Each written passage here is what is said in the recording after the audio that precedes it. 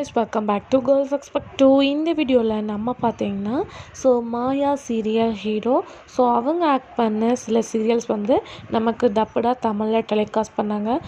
ஒவ்வொரு டப்படும் ரிலீஸ் பண்ணும்போது நிறைய சீரியல்ஸை நம்ம எக்ஸ்போர்ட் பண்ணுறோம்.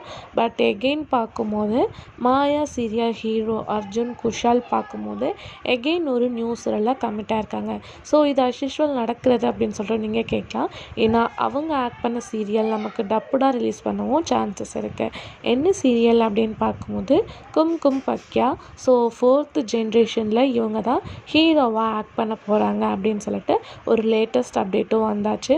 ஆல்மோஸ்ட் இவங்க வந்து அதுக்கு ஆஃப்டர் நிறைய சீரியல்ஸ் வந்து ஆக்ட் பண்ணியிருக்காங்க.